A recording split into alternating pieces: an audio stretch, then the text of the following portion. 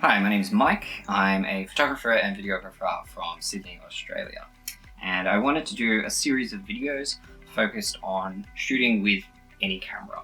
And this was just based on seeing just how many people are out there taking images these days, and videos and all that sort of stuff. People are shooting for just their Instagram account. They're also doing things like TikTok, and they really want to get creative and more interesting with their, photography.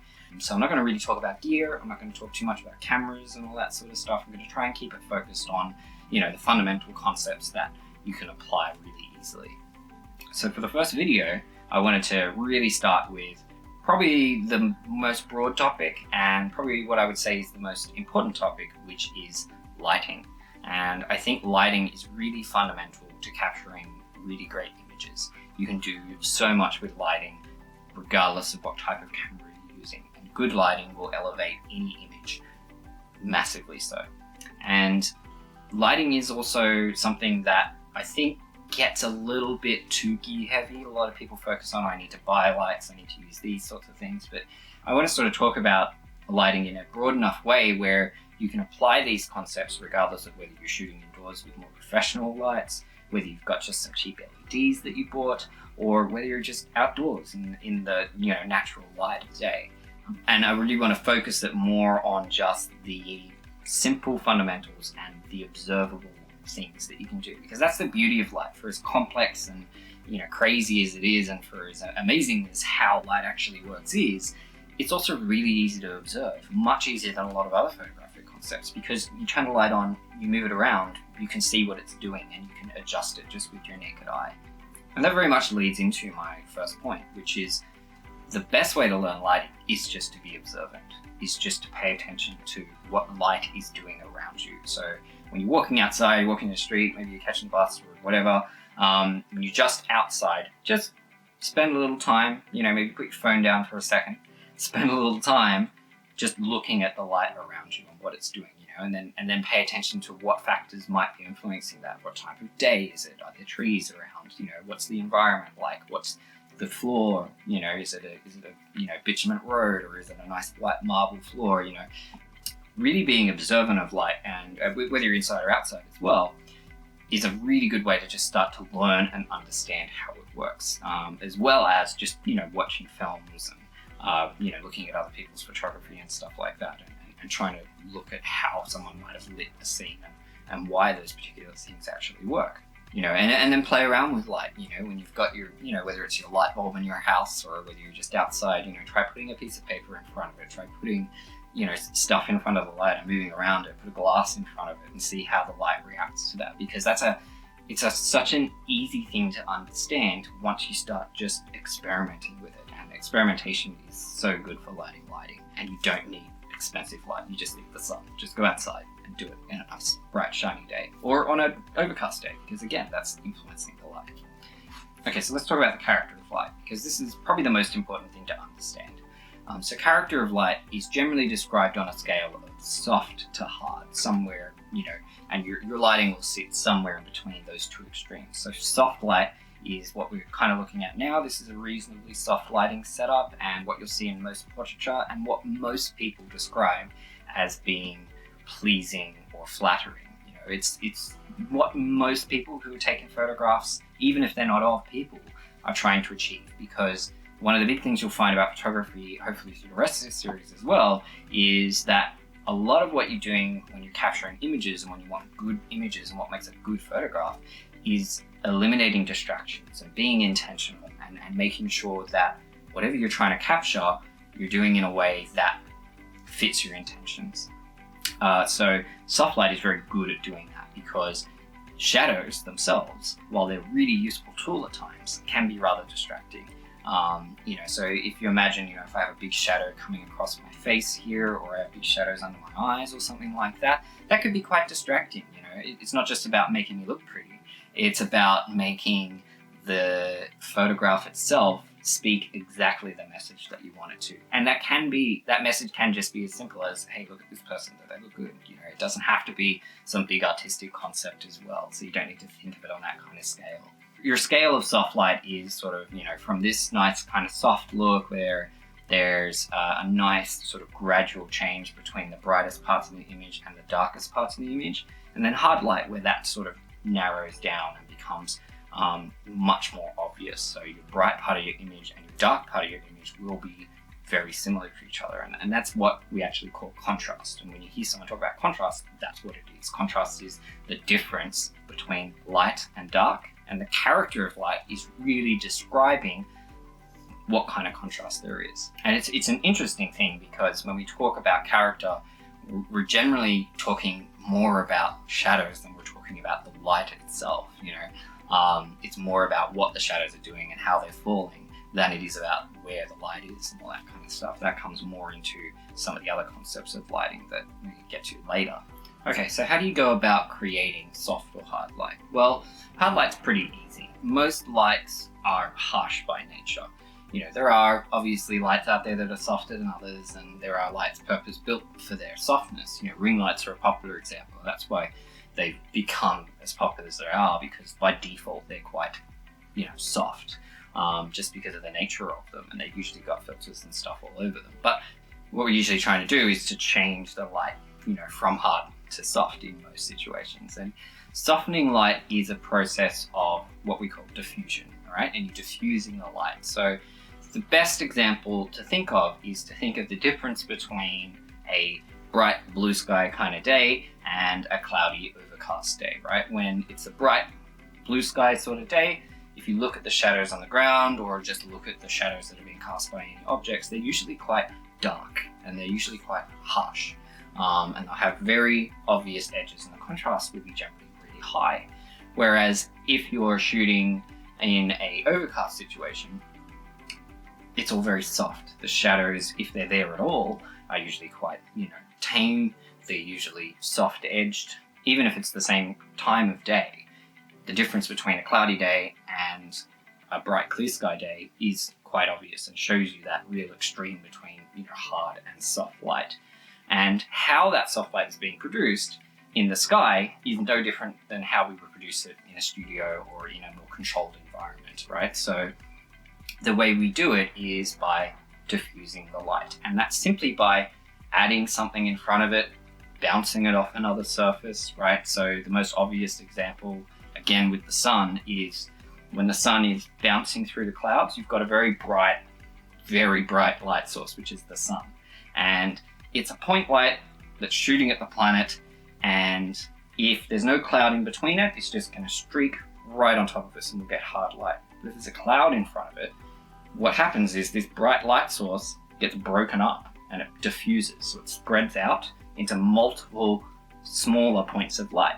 The intensity of the amount of light stays the same, and that's important to remember. It's all about taking a really nice, bright, harsh light source and then splitting it into multiple little bits. And what that does is it creates softer shadows. It makes the exposure more even, so you don't get what we call hot spots, which is where you have a really bright part of the image. And soft lighting is really just about eliminating as much shadow as you possibly can. How much shadow you want to eliminate is entirely up to you and what you're trying to create and what kind of feeling and what kind of mood you want to create, whether you're just trying to be very technical and eliminate distractions, or whether you're being more purposeful and trying to create a specific mood. It will depend on how much you want to soften the light. And obviously you want to pass it through something that's usually another white surface. We'll usually use things called scrims in professional environments, which is just a white piece of material placed in front of the light. We also use things like softboxes, which is what I'm using right now, which is a nice way of creating a nice big bright light source that's going through some diffusion material to help make the light a little bit more pleasing on my face here. And again, it's sort of the main type of character of light that most people are trying to achieve, but definitely don't discount hard light, and I think there's a lot of good reasons to have hard light. It's more dramatic, it's more purposeful, it can be very good for very specific things. Sometimes you want the shadows to be part of the image, and it's all about purpose, which I think is sort of the main thing when you're coming to lighting any surface. Bouncing light is another really good way of softening a really bright light source without having to put something in front of it. You still lose the amount of light because it's still the exact same, physics process where it is taking a single point and putting it into multiple, but it's not actually increasing the intensity of the light itself. So you do need to consider that. But If you just want nice, soft, even light, bounce it off a roof. You know, it's a really common technique. Everybody does it. There's no shame in bouncing off roofs. It's actually extraordinarily common in filmmaking. We do it a lot. You will see most films, the light that's on people's faces is usually a reflected light. It's not actually a light that's pointing at them. It's more often than not there's a wall beside them, we're pointing a light at a wall, which is then bouncing back onto their face, and it's giving a nice, soft, even feel that feels very natural, because that is generally how we achieve light in a small space. Or it's, a piece of white card or anything like that. So bouncing light around can create those sort of soft shadows and things like that. And all of this stuff about softening light works no matter what kind of light you've got, whether it's an LED or a light bulb or whatever. The same basic process will work, even when you're outdoors. When you're outdoors and you want to soften the sunlight, because sunlight is very bright and very harsh, we will again use a piece of material, but instead of obviously putting it all the way up to the sun, which isn't possible, we'll put it close to our subject. So we'll put it as close to our subject as we can fit in the frame. So with that in mind, you can shoot, whether you're doing products or whether you're doing your TikToks or whatever, maybe all you've got is daylight. Try using any sort of white material you have to just diffuse it, or bounce it off a wall, and pay attention to where you sit in your room. There might be locations in your room that work really well for, bouncing light towards you. Where is the brightest point in your room? Because there's always going to be a really bright point in your room. And where can you position yourself to create nice, soft, pleasing shadows? And how can you modify that light in order to create different lighting situations? And that will give you the different characters of light. And that sort of brings us along to the next point, which is your positioning and your distance, right? Which is the next sort of main important part of lighting. Where you position your light will create different characters and different moods. So the easiest one to think of on a person, on a portraiture sort of situation is how high up the light is will create very different sorts of moods. So if you've got your light very high, it has a couple of different impacts. It's usually the most pleasant. It's very natural because obviously the sun's usually up high, so it feels very natural to us. It generally creates the most flattering kind of shadows because it kind of makes the shadows sort of fall away. What you don't want to do is have it too high. An overhead light, which is how most house lights are positioned, is usually the very least flattering. And if you're not going for that sort of dramatic, unflattering kind of look, it can, really be detrimental to your images. What it does is it pushes all the light down your face and creates sort of bad under eye shadows and all that sort of stuff. But it can be used for really cool dramatic purposes as well. So again, it's all about experimentation, right? Play around with these different types of light. So the position of your light will create different moods. So if you put it down lower, it can create sort of that kind of classic horror look, that really pushes all the light up in here and creates really deep shadows in people's eyes. That's a really good lighting technique to use as well. Straight on front light can be very similar to sort of downlight, where it can be maybe not too flattering. It's really great for getting a beautiful even spread, and it can be used quite effectively. But again, it can be, often the biggest complaint most people have with sort of a bright light just in front of you is that it's just a bit dull, it's a bit boring, and it gives you that sort of deer in the headlights kind of look. Ring lights are a very popular one to put directly in front of you, and that's why ring lights have become so popular, because they're so simple, because you just put it up, line it up directly in front of you, and it gives you a nice soft light on your face. And the reason that works is because a ring light is not just a single point, it's actually like a big ring around here that's spreading light very evenly, so it's getting, all the shadows here, and it's not just sort of like one point light in the middle of your face, it's kind of an even spread around. And it also bounces light out the sides as well for most of them, so it evenly lights your background as well. The biggest problem you'll find as you sort of put lights lower in the frame, and another reason why we like to put lights higher, is shadows, and it can create distracting shadows on your background, especially if you're really close to your background. And just a general tip I recommend: when you're lighting yourself and you've got a background, try and keep as much distance between yourself and the background as possible, because again, it helps to eliminate shadows, and it will make it so that there's not just some shadow in the background that's distracting. It puts the focus on you, and there's not this weird shadow that people might get distracted by or get confused by as to what they're supposed to be looking at. Obviously, if you put your light lower, the shadows are going to fall up higher. If you put it straight on, the shadows are generally going to be just a bit lower than whatever your subject is. And if you put it up higher, the shadows are going to fall to the ground. So it's really good. And a reason why I picked sort of a high position for this is not just because it's flattering, because it also means there's less shadows in the background. So it's not going to be as distracting as before. So that's just your general position, And position goes, vertically, as I've been talking about, but also goes horizontally, like I said, whether it's directly in front of you like this, or whether it's sort of to your right or to your left. 45-degree rule is a common thing that you'll hear a lot of photographers and videographers and cinematographers talk about, which is like try and have light sources about 45 degrees off axis from you. So if you're staring straight, try and measure a rough 45 degrees. And again, that just gives you a nice kind of pleasant look to your face, because it gives you some shadow and some depth. No lighting is bad or wrong. It's just, what are you trying to achieve?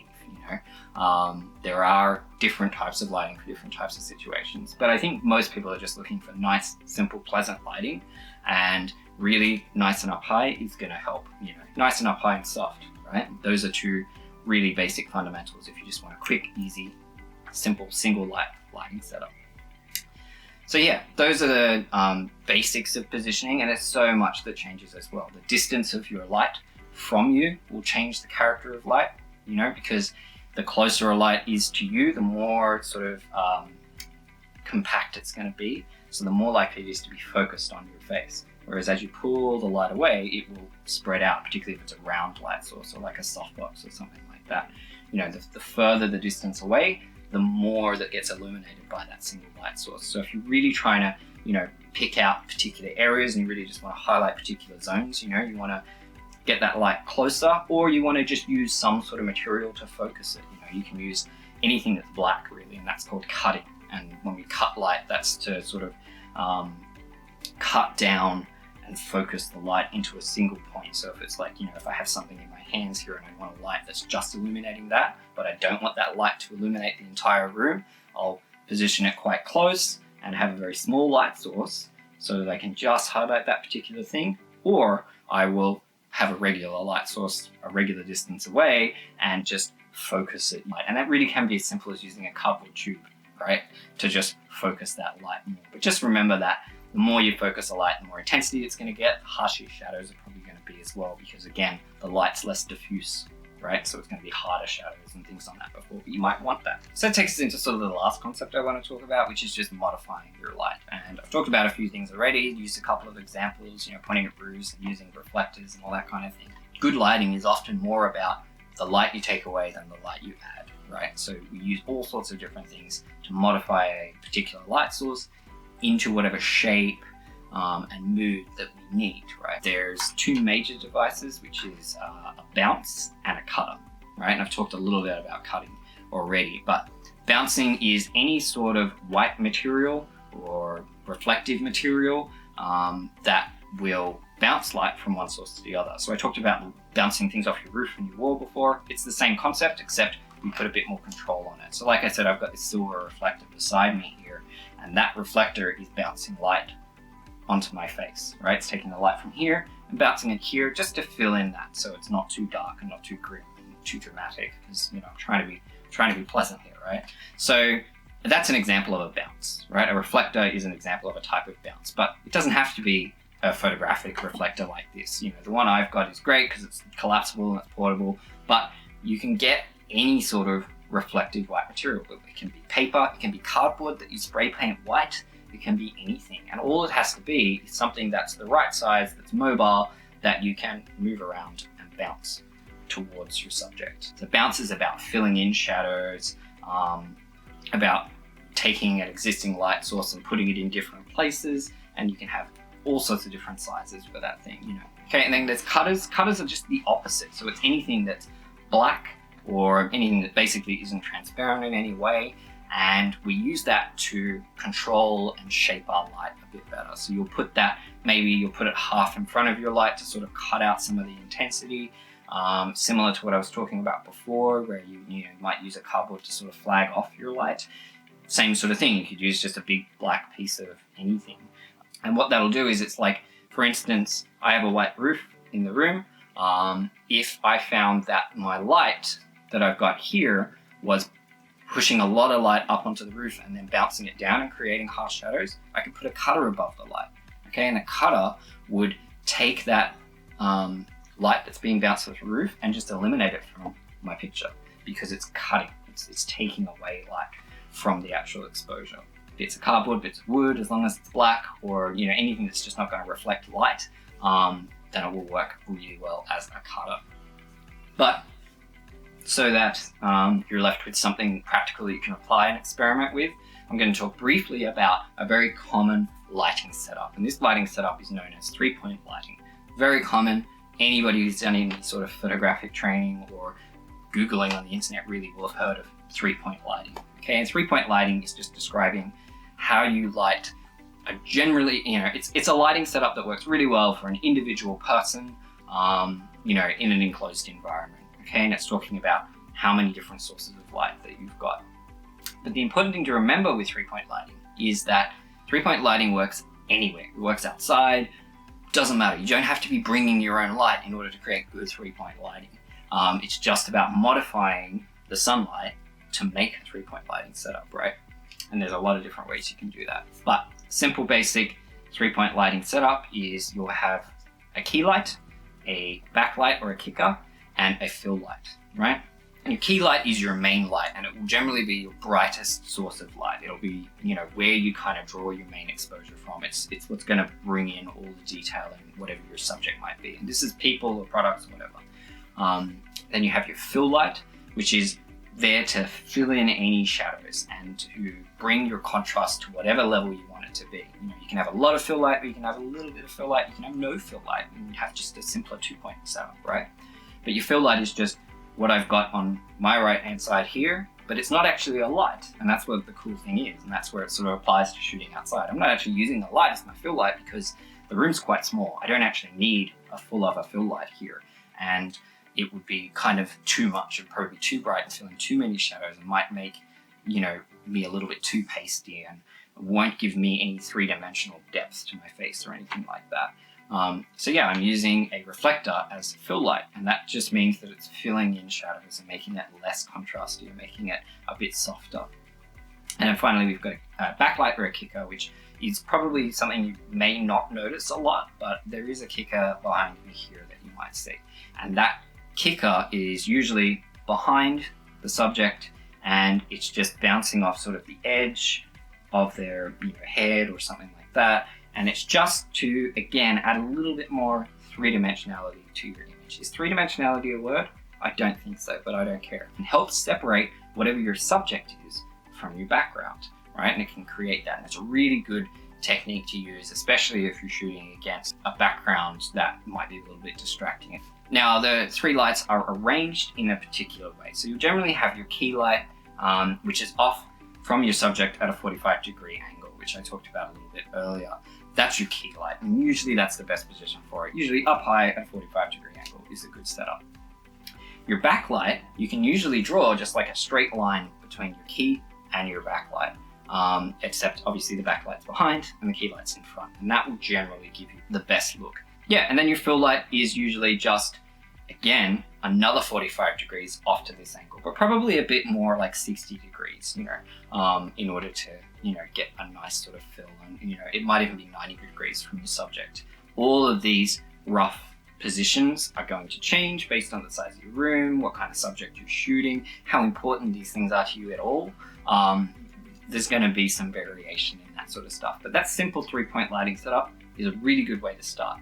And like I said, you can do this outdoors, so you can use the sun as your backlight, and then use a reflector or a bounce card or whatever you've got to sort of bounce light back and get a fill light on top of them. Or you can use the sun as your key light and then create a backlight again by bouncing, so you don't think of it as something you can only do inside. The same principles apply whether you're indoors or outdoors. Although outdoor situations, usually they end up being more like 2-point lighting because it's a bit more difficult to get that 3-point lighting set up. But there's nothing saying that you can't put the sun at 45 degrees from your subject, put a reflector behind them, because the sun, especially if the sun's bright enough, put a reflector behind them to bounce some, kicker on the back there, and put another reflector sort of just in front and just off axis. But make sure that your fill source is actually being illuminated by your key source, because that's how the bounce is working. It's going from here to here to here, right? Because my key source is big enough, that's how I'm getting this impact here. If I had a sort of more narrow key source, I would have to put the fill a bit further down on this angle in order to actually get that light to bounce.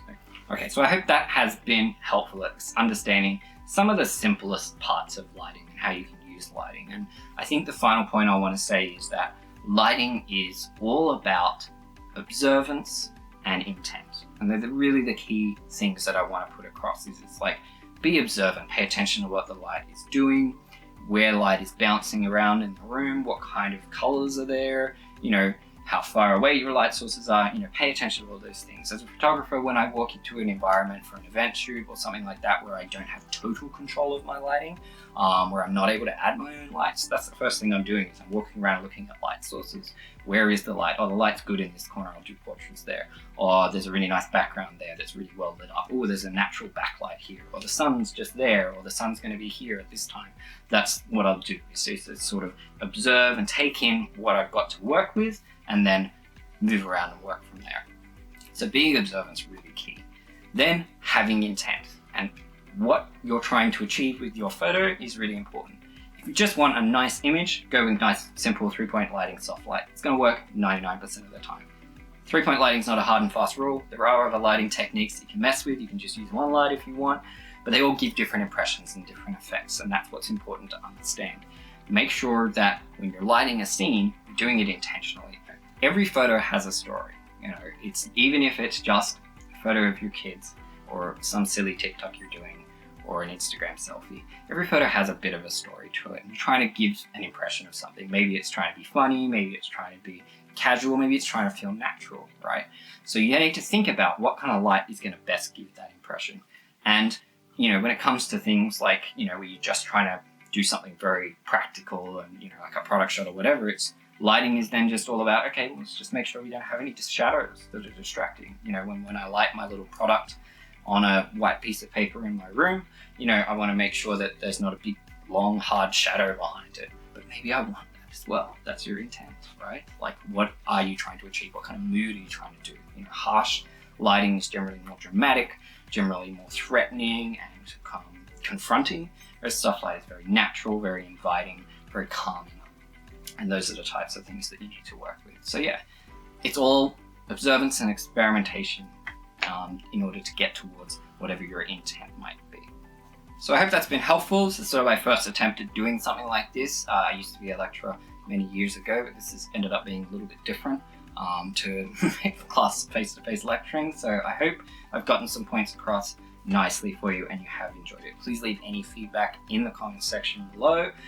Any questions as well, I'm happy to answer any comments and questions. If you liked it and you want to see more stuff like this, please subscribe, because I would like to do more of this kind of stuff and I would like to do better as well. So feedback, comments, like, share, subscribe, do all of that crazy stuff so that I can do more of this kind of stuff, because I really do enjoy sort of teaching and imparting this kind of knowledge. And I want more people to take great photos. And I don't think it's as difficult as some people may have in their heads that it is. You don't need a big expensive camera. You don't need big expensive lights. You don't even need lights at all. You just need to be observant and think about what you're trying to achieve and just play around with it. Thank you for watching, and I'll see you next time.